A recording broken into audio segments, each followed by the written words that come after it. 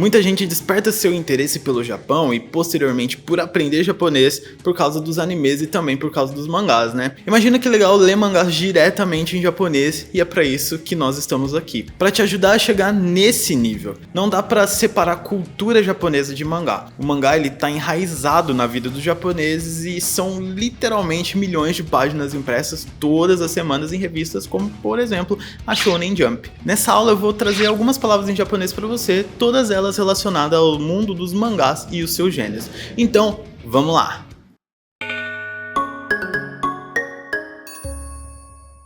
Por aqui nós chamamos de mangás histórias em quadrinho que vêm especificadamente do Japão. Mas vamos ver em um dicionário japonês o que significa de fato a palavra mangá. Das 3 definições que esse dicionário trouxe, a primeira diz: Daitan ni shouryaku, kouchou shite gaki, warai o sasoi nagara fushi ya hihi o kometa e. Desenhos feitos com omissões e exageros que induzem ao riso ao mesmo tempo que incluem sátiras ou críticas. Então aqui parece incluir bem o que nós conhecemos como cartoon ou até mesmo caricatura que fazem esse papel. Na segunda definição temos e mata wa to serifu ni yotte hyogen sareru monogatari. Histórias expressas através de desenhos ou de desenhos com diálogos. Então aqui temos de fato histórias em quadrinho e na terceira definição Kinomoku mama ni egaita e, desenhos feitos conforme a vontade do autor. Então, apenas um desenho avulso feito no estilo também pode ser chamado de um mangá. E mais alinhado a essa terceira definição que os kanjis usados para escrever a palavra mangá acabam indo na direção.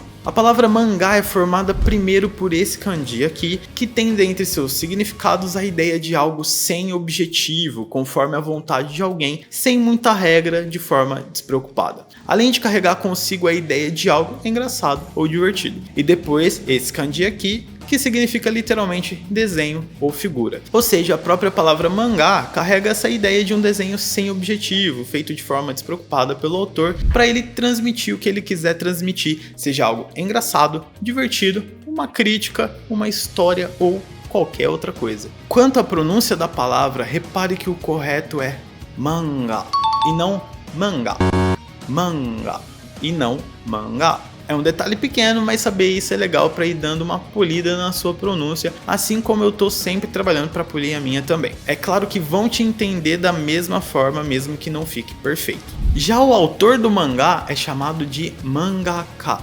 Esse kanji no final a gente aprende com o significado de casa, né? Mas ele está presente em várias palavras que se referem a profissões ou pessoas que desempenham uma atividade. Por exemplo, gakka, que significa pintor, artista, saka, que significa escritor, ongakuka, que é o músico, ou kenchikuka, que é o arquiteto. Os mangás possuem gêneros, né? Categorias de acordo principalmente com o público-alvo. Inclusive nas lojas de mangá ou nas livrarias no Japão, você normalmente vai encontrar as prateleiras divididas por essas categorias. O talvez mais conhecido deles é o shounen, em que essa palavra shounen significa literalmente garoto. É formado pelo kanji que significa pouco e pelo kanji que significa ano. Então os mangás chamados de shounen são aqueles voltados para meninos pré-adolescentes ou já adolescentes. E aí que vem Naruto, One Piece, Dragon Ball, One Punch Man e tudo mais. Outro gênero muito popular é o shoujo, que significa literalmente garota. A palavra shoujo é formada pelo kanji que significa pouco e pelo kanji que significa mulher. Portanto, shoujo refere-se a jovem garota. Ou seja, os mangás dessa categoria são aqueles que suas histórias são mais voltadas para meninas jovens, também pré-adolescentes ou adolescentes. E aí, eles costumam explorar mais temas relacionados a romance, amizade, autodescoberta e coisas do tipo, né? Aqui entra, por exemplo, Hanayori Danshi, Fruits Baskets, o famoso Furuba, Sailor Moon e vários outros. Outros 2 gêneros famosos são os gêneros seinen e josei. Seinen é voltado para homens jovens adultos, então ele aborda às vezes temas um pouco mais complexos, né, com mais violência, política, questões sociais. Por exemplo, Vagabond, Berserker, Tokyo Ghoul são alguns exemplos de mangá nessa categoria. São mais para histórias um pouco menos pastelão que nem os shounen. E aí, josei é meio que a mesma coisa, só que pra mulher, né? A própria palavra josei significa literalmente mulher. Então são focados em relacionamentos mais realistas, situações da vida adulta, coisas relacionadas ao trabalho. E aí entra, por exemplo, Paradise Kiss ou Nodame Cantabile, são exemplos de mangá do gênero josei. Esses 4 gêneros são, digamos, os que estão categorizados em prateleiras nas lojas. Mas aí, a partir disso, existem subgêneros, né? Por exemplo, muita gente gosta dos Isekai, que é um gênero que normalmente envolve os personagens sendo transportados para outro mundo, e aí a própria palavra Isekai, ela é a palavra Sekai, que significa mundo, só que antes com esse kanji aqui, que significa diferente, estranho, incomum. Também tem o Slice of Life, que é a pronúncia ajaponesada de Slice of Life, tipo uma fatia da vida, que são histórias mais do cotidiano, sem muita fantasia, ou sem muitas coisas que seriam impossíveis de acontecer na vida real. Basicamente, situações mais realistas. E não podemos deixar de citar também a existência do hentai, que é basicamente o mangá pornô, o mangá de sacanagem. E aí essa palavra, né, hentai, ela significa literalmente uma anomalia, um estranho, um pervertido. O primeiro kanji significa mudança, estranho, diferente, e o segundo kanji significa estado ou condição. Então a palavra acaba tendo uma ideia de comportamento anormal. Além dos gêneros, temos também os formatos com que os mangás podem ser publicados. As revistas de mangá como Shonen Jump, Shukan Shonen Jump, que colocam um capítulo de vários mangás a cada edição. Popularmente são conhecidas como mangazashi, ou seja, revistas de mangá. Essas revistas possuem uma grande quantidade de páginas no total por terem vários mangás a cada publicação, mas com uma qualidade de impressão mais barata. É nesse tipo de revista que vários autores famosos começam a sua carreira, sendo que a própria revista tem como um dos seus objetivos revelar autores e obras promissoras. Os exemplos são muitos, só na Shonen Jump você já conhece vários como aqui os já citados, Dragon Ball, Naruto, One Piece e muitos outros. As revistas não se limitam ao bom e velho mangá shonen semanal. Tem revistas para diferentes demografias e gêneros, podendo ser semanalmente, mensalmente ou até tendo frequências mais específicas. Um exemplo de revistas mensais são a Shonen Eski, onde atualmente é publicado de Grey Man e Denki GS Magazine, que já teve mangás que serviram como spin-offs pro anime do Angel Beats. Depois que uma obra faz sucesso e tem vários capítulos publicados nas revistas, as editoras podem achar uma boa opção lançar individualmente daquela maneira que estamos mais familiarizados aqui no Brasil, o mangá menorzinho, sabe? Ele leva o nome de tankobon. Assim, toda vez que uma certa quantidade de capítulos é lançada no formato de mangazashi, a editora compila esses capítulos em um formato com maior qualidade de material. A palavra tankobon começou sendo usada para obras inteiras numa publicação só. No entanto, as editoras passaram a usar o termo tankobon para diferenciar das revistas as mangazashi, pois enquanto as revistas possuem vários mangás juntos, o tankobon possui capítulos de um único mangá. No fim das contas, o importante da ideia é que esse tankobon seja uma publicação funcionando de forma independente, seja porque é uma história completa em um livro só, ou porque são volumes de um único mangá. Tanko significa individual, independente, e hon, passando a ser bom por uma questão de fonética, significa livro.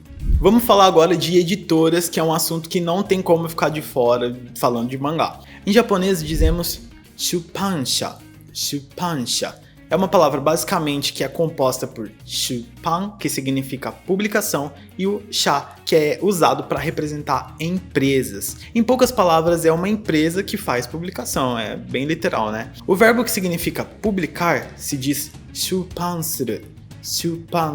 Basicamente, só acrescentamos o suru de fazer em publicação, shupan, ou seja, fazer publicação.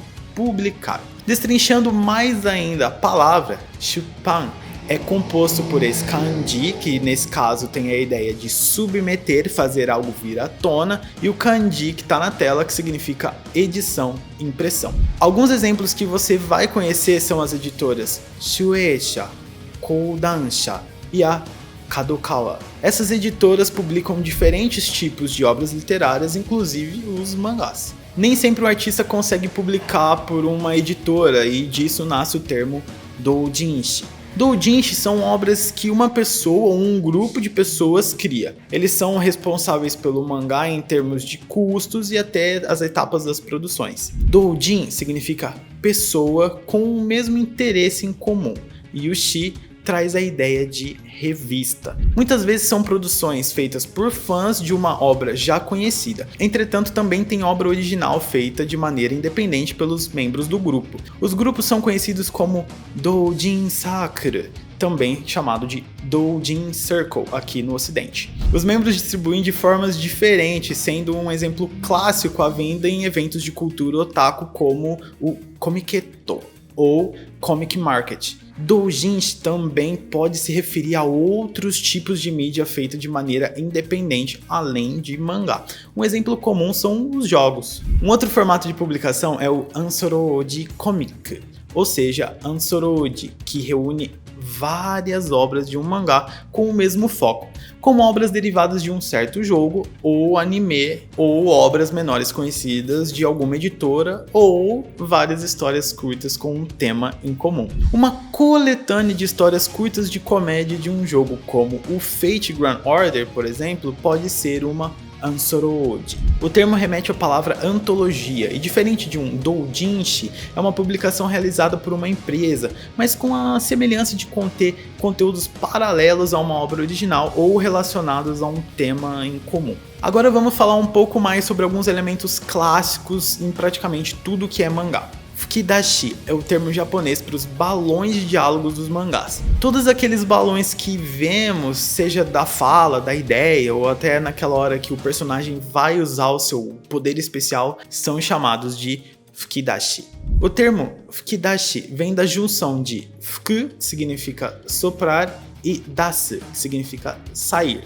Assim, a ideia passada originalmente pelo termo é a ideia de algo que sai ao soprar, assim como os balões saem de um certo personagem durante os quadros dos mangás. Falando um pouco mais sobre os elementos comuns em mangás, você já deve ter reparado em alguns símbolos que passam a emoção de personagens. Esses símbolos são chamados de manpu, com esse kanji que já vimos anteriormente junto à palavra mangá, e esse kanji significa sinal, símbolo. Seja o símbolo de veia pulsando na testa do personagem com raiva, ou a gota do suor em nervosismo, todos esses símbolos funcionam como uma espécie de linguagem própria para mostrar o sentimento dos personagens em mangás. Durante o mangá, o autor vai precisar passar a ideia de som ou de uma onomatopeia várias vezes para o leitor. Você já deve ter visto um dokan em uma cena de explosão, ou até mesmo um zawazawa em obras como Kaiji. Nos casos em que a expressão representa diretamente um som, chamamos de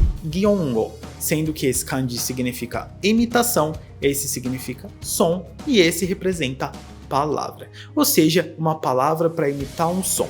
Outros exemplos além do dokan são o doki doki para uma batida do coração e o kon kon para uma batida na porta ou outra superfície sólida. Mas quando falamos de gitaigo, estamos falando de expressões mais abstratas que podem representar uma emoção de um personagem, como no próprio zawazawa, naquela situação tensa, ou a forma com que algo acontece, como em koso-koso, quando um personagem está fazendo algo escondido de um jeito mais silencioso. Dessa vez temos esse kanji ao invés desse, de forma que gitaigo é uma palavra que imita uma condição, ou seja, passa a ideia de um estado ou situação por meio de um som específico. Essas onomatopeias muitas vezes são escritas próximas ao lugar em que a ação acontece, podendo ser um texto muito grande no quadro, como uma explosão com um dokan, ou em um lugar pequeno, como na mão, batendo na porta com o som de kon-kon.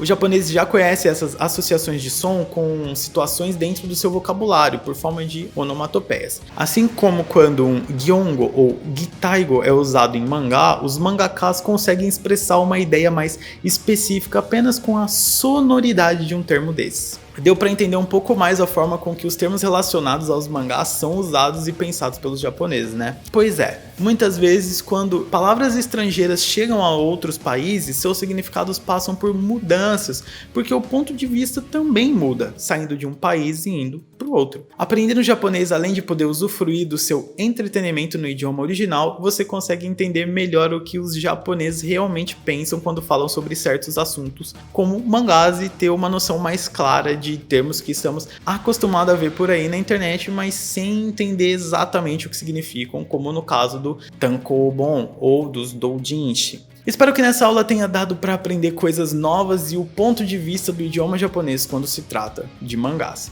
Deu para compreender melhor o universo dos mangás e os seus gêneros agora? Conta pra gente o que você achou mais interessante, se teve algo que sempre quis saber e viu nesse vídeo, ou o que mais gostaria de aprender, seja sobre mangás ou sobre o Japão em geral. Lembrando que o programa Japonês Online é uma escola de japonês voltada para fãs da língua japonesa, animes, música, doramas e jogos. Os professores são brasileiros que começaram a jornada da mesma maneira que você está começando agora, completamente do zero. Sem descendência japonesa, nós tivemos que batalhar para aprender o japonês e por isso chegamos onde chegamos. Se você quer mudar sua vida e aprender esse idioma transformador, venha fazer parte da nossa escola. Temos uma comunidade com mais de 15 mil alunos que estudam conosco através do portal feito e pensado para você, o programa Japonês Online. O site fixado na descrição que tem todas as informações que você precisa saber sobre o curso, o investimento, o depoimento de outros alunos que foram transformados pela nossa escola. Eles, como você, precisaram dar esse passo definitivo e hoje não se arrependem de nada.